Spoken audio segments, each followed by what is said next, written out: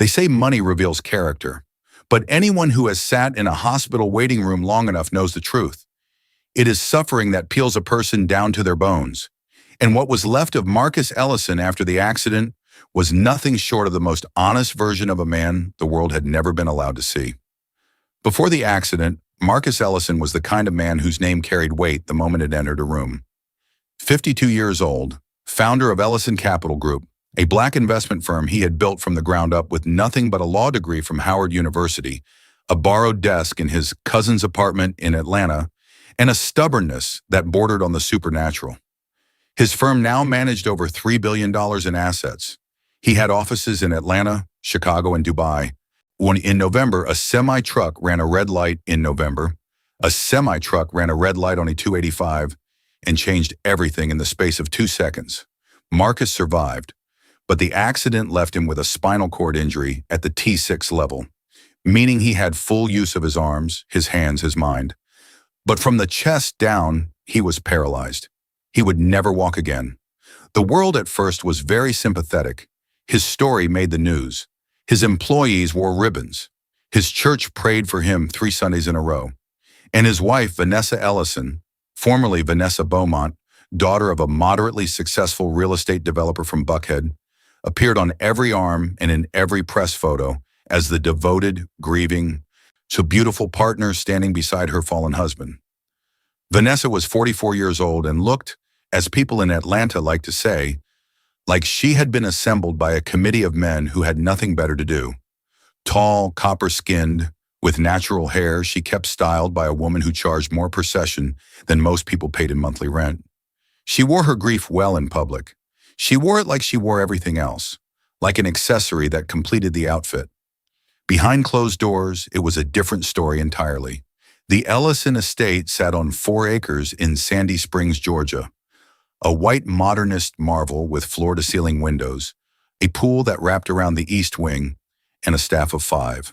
There was a groundskeeper named Earl who was near retirement, a personal chef named Roderick who came 3 days a week, a driver named Calvin who had been with Marcus for 11 years, and 2 rotating housekeepers. And then there was Dorothy. Dorothy Mae Simmons was 61 years old and had been working as a private housekeeper and personal care aide for wealthy families in Atlanta for over 30 years. She was a stout woman, what her late mother used to call full-figured and full of sense. With dark brown skin, close-cropped silver hair she had stopped fighting in her 50s, and hands that looked like they had never been idle a day in their life. She wore sensible shoes, kept a small Bible in her apron pocket, and made the best sweet potato pie in Fulton County. She had buried a husband, raised 3 children mostly alone, and put 2 of them through college on a housekeeper's salary. She was not what people would call glamorous. She was, however, what people who paid attention would call irreplaceable. Dorothy had been hired 3 months after Marcus came home from the rehabilitation center when it became clear that Vanessa Ellison was not going to be the primary caregiver she had promised everyone, including the cameras. She would be. Vanessa had simply decided that managing a man in a wheelchair was beneath a woman of her standing. She had money. She could hire competent people. Dorothy was hired at 7 in the morning and expected to stay until 8 in the evening, 5 days a week, with a rotating aide covering the weekends. Her duties were comprehensive, assisting Marcus with his morning routine, preparing his medications, helping him with physical therapy exercises prescribed by his doctor, managing his correspondence when he needed it, and generally ensuring that the man who had once run 3 offices across 2 continents could still live with some measure of dignity inside his own home. What the job description did not mention, could not have anticipated, was that Dorothy would also become the single consistent source of warmth in Marcus Ellison's life. It started small, the way most important things do. On her 3rd day of work, Dorothy noticed that Marcus had not touched his breakfast. He sat at the long dining table, or rather at the end of it in his wheelchair, staring at the plate of eggs and toast with the expression of a man who had forgotten how to want anything. She did not say anything dramatic. She did not offer hollow encouragement. She simply pulled out a chair and sat down across from him, which was, by most standards of domestic service, to understand that he wasn't refusing to eat. He was refusing to pretend everything was fine. Marcus looked at her for a long moment. Then he picked up his fork. It was not a miracle. He still had dark days. Days when he stared out the window at the pool he would never swim in again, at the driveway where his car still sat as if waiting for him. Days when the phantom pain was so bad he could not think clearly, when the indignity of needing assistance with basic bodily functions ground him down to something raw and humiliated. But Dorothy showed up every morning with the same steadiness. She addressed him as Mr. Marcus, never dropping the title, which kept things professional, but always saying his name after it, which kept things human. She pressed his clothes even when he was just staying home. She set his desk up exactly as he described it from his old office, because he was still running his company remotely, and he needed to feel like the man he still was rather than the wreck he feared he had become. She learned his schedule, his preferences, his small dignities. She knew he liked his coffee strong, with 1 sugar, and that he wanted NPR on in the background by 8:15. She knew he liked to handle his own phone calls and hated being talked over or talked about in the third person while he was sitting right there. She knew that he was proudest of the mentorship program he had started for young black men in finance, and that talking about it was one of the few things that still made his eyes light up. She treated him, in short, like a complete human being, which made what was happening on the other side of the house all the more devastating to witness. Vanessa Ellison had a routine of her own. She woke up at 9:30, by which time Dorothy had already been in the house for 2.5 hours. She spent her mornings at the kitchen table with her phone and a latte, conducting what could only be described as the full-time business of being Vanessa Ellison, texting her friends, managing her Instagram, lunching with her sorority sisters at whatever restaurant was currently fashionable. She had a standing nail appointment on Tuesdays and a standing therapy appointment on Fridays, though it would become apparent over time that she discussed very little in therapy that had anything to do with her husband. Otherwise, she would pass through the room where Marcus worked and barely slow her pace. "You need anything?" she would ask in the tone of someone asking it because etiquette required it rather than because she wanted an answer. Marcus would usually say no. Sometimes he said yes, asked her to pass him something just within reach, or to relay a message, or once early on asked her to sit with him for a bit because he was having a hard day. She had sat for about 11 minutes. Then her phone buzzed and she said, "I have to take this," and left the room. Dorothy saw all of it. She said nothing. It was not her place, and she knew it. She was the help. She was not the woman's conscience. But she watched Marcus in the aftermath of those moments. Watched the way he drew himself up straighter in his chair, the way his jaw tightened and then slowly released, the way he rebuilt himself quietly, piece by piece, every single time his wife made him invisible. She watched him do it with a dignity so practiced it had become almost involuntary, and it broke something in her heart every time. She started staying a little later than her hours required, not because she was asked, because she could see the evenings were the worst time for him. That long corridor between dinner and sleep when the house went quiet and Vanessa disappeared to wherever she disappeared to.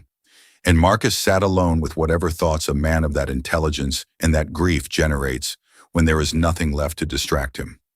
She started leaving small things. A cup of chamomile tea on his nightstand before she left. One a note with the day's sports scores because she had noticed he tracked them. Once, a copy of a book she had found at a used bookstore, a biography of Frederick Douglass that she thought he might like, with a sticky note that said simply, "Thought of you when I saw this." He read it in 4 days. The next week, he had Calvin drive Dorothy to the bookstore on his company account and told her to pick whatever she wanted. She came back with 7 books, and he told her they would discuss each one. And so they did. Word travels in wealthy neighborhoods the way it travels everywhere else, through the people who are mostly ignored. Earl, the groundskeeper, mentioned to his wife that the boss's lady barely looked at the man. Roderick, the chef, mentioned to his brother that he had seen Mrs. Ellison on the phone in the pantry one evening, and laughing in a way that was not about sadness. Calvin, the driver, who had known Marcus since before the money, drove Mrs. Ellison to lunch one afternoon and noticed the man she met there was not a girlfriend. Nobody said anything to Marcus. Nobody knew what to do with the information except carry it, and carrying it was heavy enough. And Marcus, brilliant, perceptive, emotionally intelligent Marcus, was beginning to see things too. He noticed that Vanessa's jewelry was changing.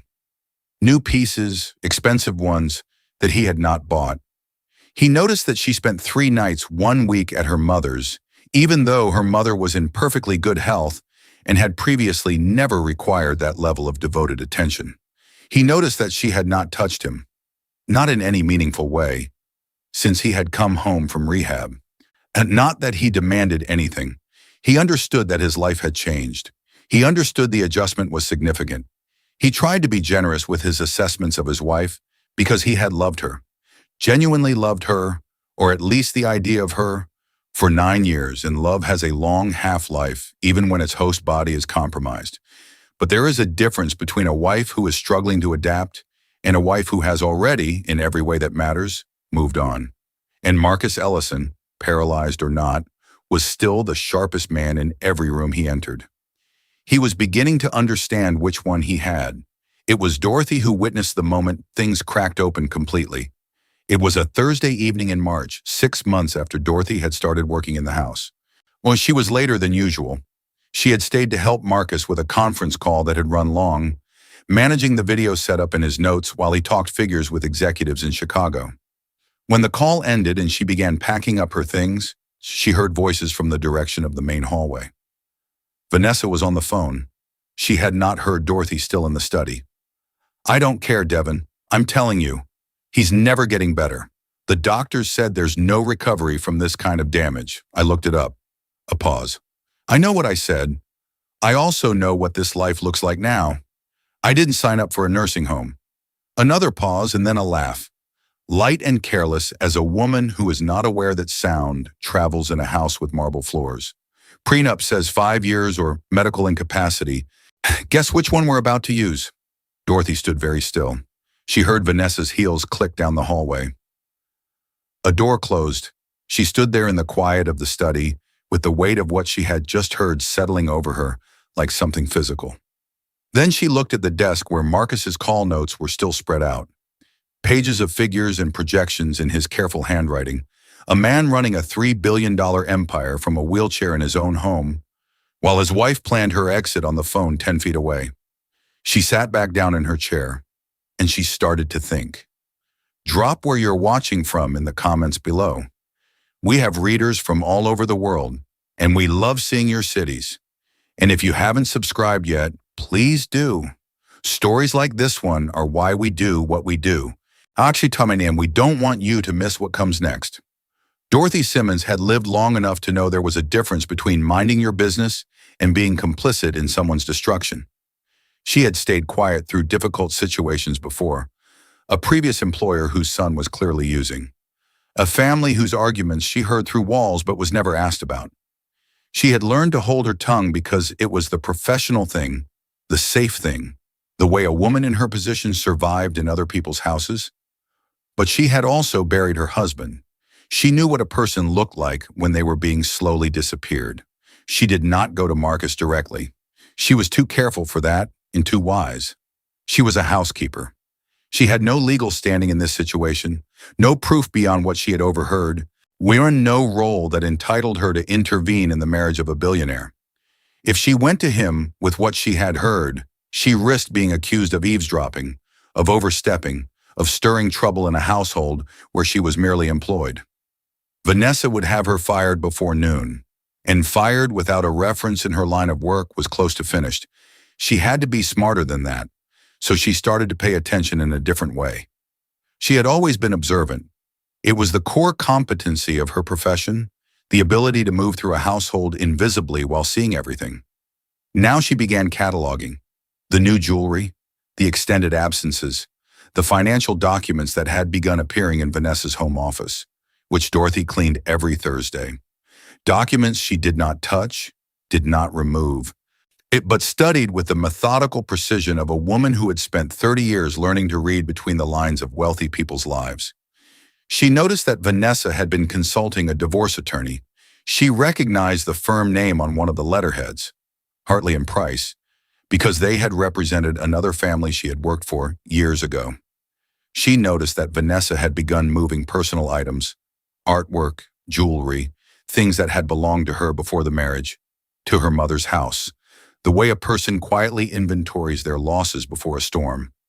And she noticed something else, something that took her a few weeks to understand the full significance of.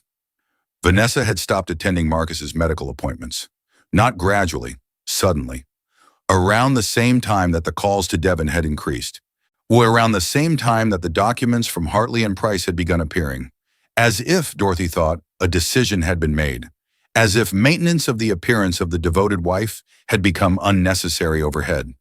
What Vanessa did not know, what almost no one in that house knew except Dorothy and Calvin, because Calvin was the one who drove Marcus and Dorothy was the one who prepped him, was that Marcus's most recent appointment had yielded information that the doctors called unexpected. Marcus was getting sensation back in his legs.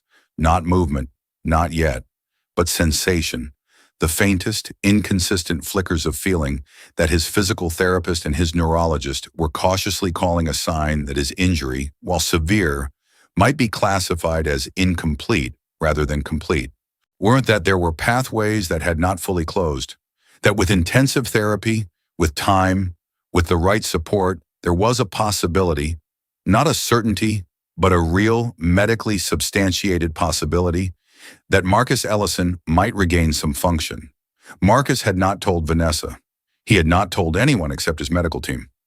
Dorothy found out because she was the one who had taken the notes during the appointment, the one sitting in the corner with his medical binder while his neurologist explained the findings. She had looked up from her notepad and seen something cross Marcus's face that she had not seen in months. Something that was not quite hope yet, because hope had been beaten careful in him, but was the space where hope might grow. And she had made a decision in that moment. Whatever happened in this house, she could not stop his wife from being who she was, whatever that cost her, whatever it required of her professional neutrality.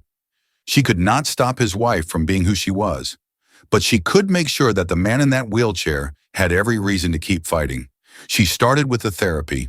His home physical therapy sessions were twice a week, with a therapist named James who drove out from Decatur. Dorothy had always facilitated those sessions, setting up the equipment, helping Marcus transfer from his chair, being present in case James needed an extra set of hands. Now she asked James, carefully, professionally, whether there was anything she could be doing on the days between sessions to support the new protocol his neurologist had recommended. James, targeting, why they mattered, what signs targeting, why they mattered, what signs of progress would look like. He sent her articles. He answered her texts at all hours with a patience that she suspected had as much to do with his own hope for his patient as it did with professional courtesy. Dorothy went home those nights and studied. She was 61 years old and had not studied anything formally in decades, but she had raised 3 children and buried a husband, and she had learned that the size of a task is only overwhelming if you let yourself see it all at once. She took it one exercise, one session, one day at a time. She was there every morning, 30 minutes before her official start time, setting up. She was there in the evenings on the in-between days, walking Marcus through the supplemental exercises in the wide hallway of the East Wing, where there was room to maneuver. She tracked his sessions in a notebook she bought with her own money, dates, exercises, duration, any observations about sensation or fatigue or mood. She became, without any official credential, the most consistent therapeutic presence in Marcus Ellison's recovery. And Marcus noticed. He had spent the first weeks after his injury feeling, beneath the grief, beneath the discipline, beneath the stoic face he showed the world, completely alone. He had a wife who was physically present in the house but had, in every meaningful sense, already left. He had employees who respected him, doctors who monitored him, friends who called less and less as the months passed because disability has a way of making people uncomfortable in ways they are ashamed to admit. He had a driver who was loyal and a chef who was kind, but he had not had someone who simply, consistently showed up. Not because they were paid to perform compassion, but because they seemed to genuinely care whether he lived well. Dorothy Simmons was the only person in his life who looked at him the way people had looked at him before the accident, as a whole man, a capable man, a man whose life still had momentum worth investing in. He did not say this to her. He was a private man, trained by decades of being a black man in rooms that were not designed for him to show weakness. He was not built for that kind of vulnerability. But one afternoon in April, after a particularly grueling session in which he had actually felt, with a clarity that left both of them stunned into silence, a sustained pressure in his right thigh, he had looked across at Dorothy and seen her eyes wet. "You're crying," he said. "I am not crying," Dorothy said. "I have allergies." In April. Atlanta is terrible for allergies in April. He had laughed. A real laugh, deep and unguarded. The first one she had heard from him that did not have the careful quality of a performance. And she had laughed too. And for a moment they were just two people laughing in a hallway. And it was the most ordinary, extraordinary thing. It was Calvin who finally said something. He was not a man of many words. 11 years of driving Marcus had given him a fine-tuned sense of when to speak and when to simply steer. But he appeared in the doorway of the kitchen one evening in May, hat in his hands with the expression of a man who had reached the edge of what he could hold. Dorothy was washing the last of the dinner dishes. Vanessa had gone out.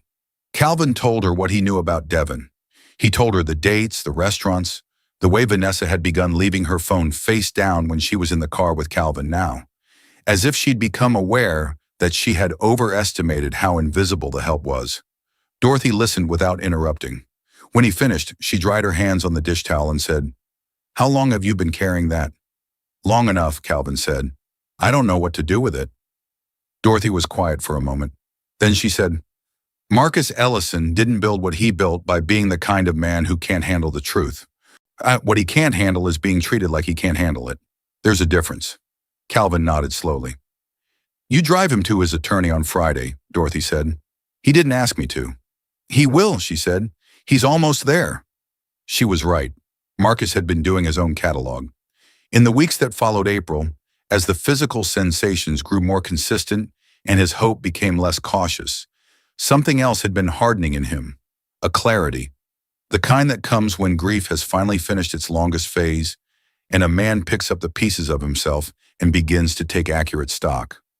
He called his personal attorney, not the firm that managed Ellison Capital's corporate matters, but the quiet, a sharp woman named Loretta Banks, who had been his personal legal counsel since his early years in Atlanta, and who he trusted with the things that mattered most.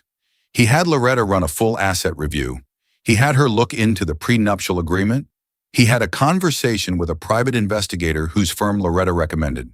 He did all of this from his wheelchair, in the study where the walls held his degrees, and the framed photograph of the day he rang the opening bell on the New York Stock Exchange, with Dorothy in the next room preparing his afternoon tea and NPR murmuring in the background. He did it the way he had always done the things that mattered, quietly, methodically, completely. The conversation between Marcus and Vanessa happened on a Sunday evening in late May, 3 weeks after Calvin's kitchen disclosure, 1 week after Marcus had received the full report from the private investigator, and 2 days after Dorothy had arrived at work to find a new piece of art missing from the main hallway.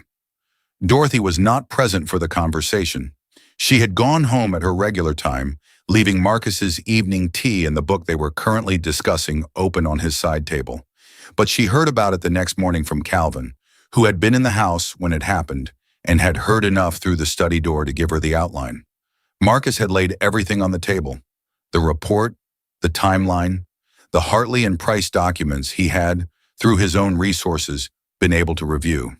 He had spoken for a long time, and Vanessa, by Calvin's account, Owen had said very little, the silence of someone who has been preparing an exit strategy and is now calculating whether to continue the pretense or abandon it.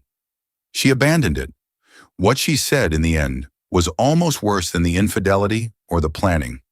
She said that she had not bargained for this, that she was a woman with her own needs, her own life, her own future to consider, that Marcus was going to be in that chair for the rest of his life, and she did not have the capacity, her word, to be a caregiver. She said it with the matter-of-fact composure of someone who has told themselves a story so many times it no longer sounds cruel. Marcus, according to Calvin, had been very still, very quiet, and then he had said, "I know." 2 words, no anger, no performance. in just the flat acknowledgement of a man who has been watching something coming for a long time and has already made his peace with its arrival. She was out of the house within the week. The months that followed were not a fairy tale. The divorce was complex. Loretta Banks was worth every dollar Marcus had ever paid her. In the prenuptial agreement, while carrying a medical incapacity clause that Vanessa's attorneys attempted to invoke, was not the weapon Vanessa had imagined it would be. The situation resolved into a settlement that left Vanessa with considerably less than she had anticipated and Marcus with considerably more than Vanessa had planned for him to have. But the more important story was happening in the East Wing hallway. By October, 11 months after Dorothy had first sat across from a man who had forgotten how to want anything, Marcus Ellison took 3 steps. They were slow. They were assisted.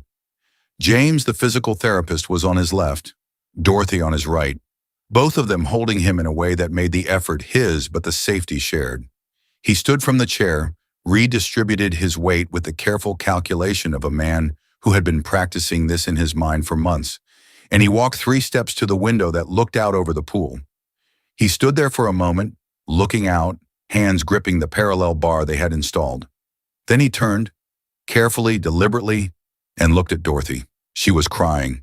She was making absolutely no pretense about it now. Her hands were over her mouth and her shoulders were shaking, and she was crying in the full, unguarded way of a woman who has been professional and restrained and patient for a very long time, and is finally allowed to feel what she actually feels. "I thought you had allergies," Marcus said. She laughed through the tears. "Oh, hush," she said. He did not hush. He said, "Dorothy, I need to tell you something." She straightened up, put her professional face back on. "Mr. Marcus, I'm going to tell you something and I'd like you to just listen."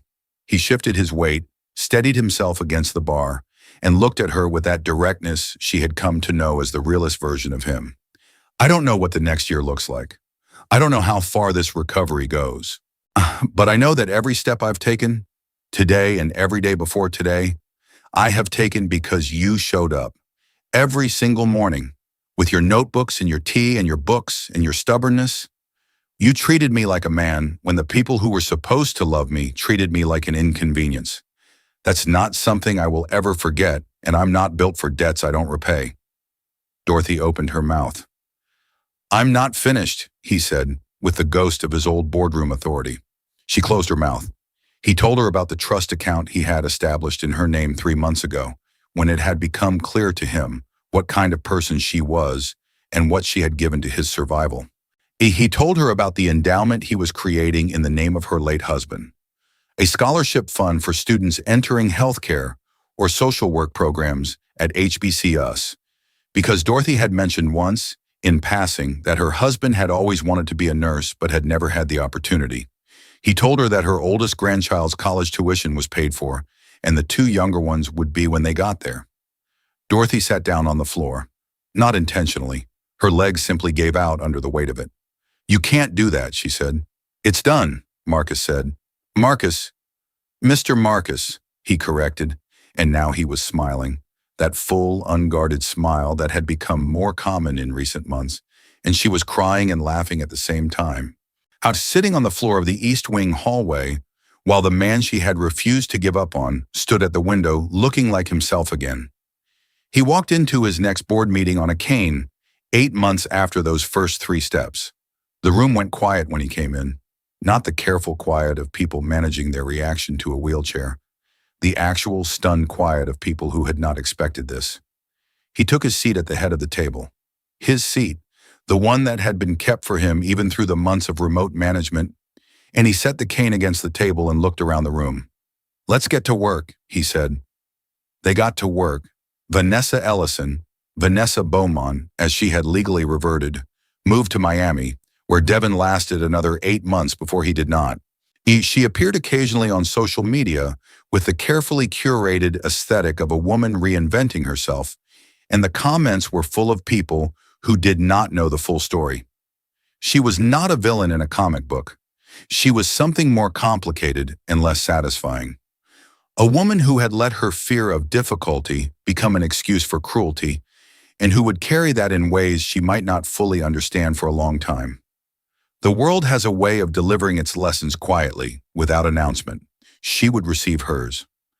Dorothy Mae Simmons continued working for Marcus Ellison for another 4 years, until she decided, at 65, with her grandchildren's tuition secured and her late husband's name on a scholarship that had already sent 12 young people to nursing school, that it was time to rest. Marcus threw her a retirement party that made the Atlanta Society pages, which embarrassed her and delighted her in equal measure. He gave a speech that made several of the guests cry, because he was not a man who said things he did not mean. And what he meant was this, that the measure of a person is not what they do when everything is going well, but what they do when they are watching someone else's life fall apart, and they have every professional and social reason to look away and choose, instead, to stay. Dorothy listened to the speech from her seat at the table, with her 3 children and 7 grandchildren around her.